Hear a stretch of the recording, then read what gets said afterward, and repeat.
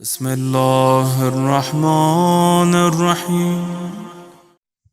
عام طور پر امیر المومنین علی الاعلان مستقبل کی خبریں دیا کرتے تھے، اور کسی کی مجال نہیں ہوتی تھی یہ کہنے کہ بھئی آپ یہ مستقبل کی خبریں کیسے دے رہے ہیں، کہاں سے دے رہے ہیں، اس لیے کہ دے رہے ہیں، تمہارے سامنے ہے، تم کو بتا رہے ہیں۔ یہ نہروان میں بتا دیا کہ کتنے لوگ مارے جائیں گے، کتنے بچیں گے، ادھر سے کتنے مارے جائیں گے، ادھر سے کتنے مارے جائیں گے، نمبر بتا دیے، نمبر گن لو۔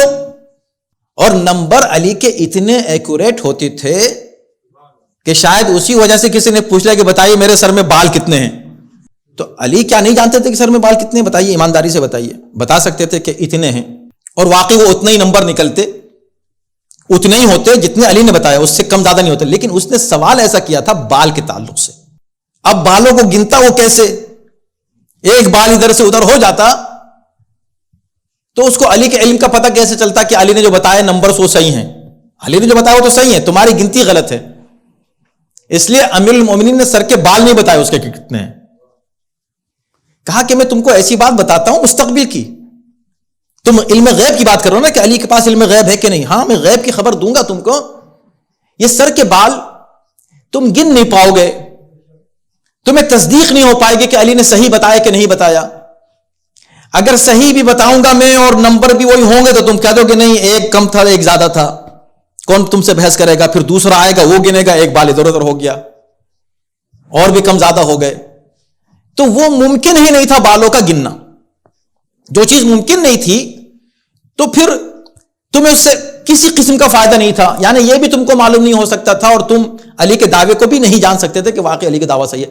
علی کا دعویٰ صحیح ہونے کے لیے میں تم کو بتاتا ہوں۔ تو جس نے پوچھا تھا اس سے کہا کہ دیکھو، تمہیں سر کے بالوں کی ضرورت نہیں کہ میں تم کو بتاؤں۔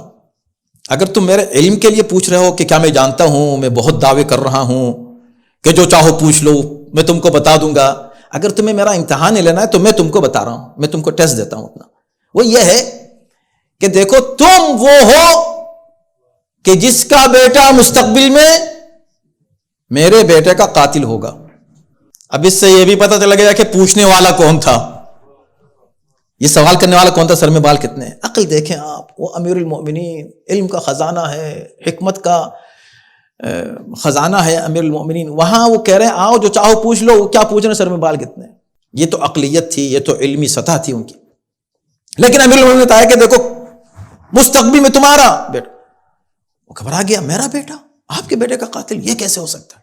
کہا ٹھیک ہے، پھر دیکھ لینا، اگر ہو جائے تو مان لینا کہ علی کو علم غیب ہے، علی علم غیب جانتے ہیں، نہیں ہو تو سمجھ لینا کہ علی کو علم غیب کا دعویٰ صحیح نہیں تھا۔ ہوا کہ نہیں ہوا؟ ہوا۔ تو غیب کی بہت خبریں امیر المومنین بتائی ہیں۔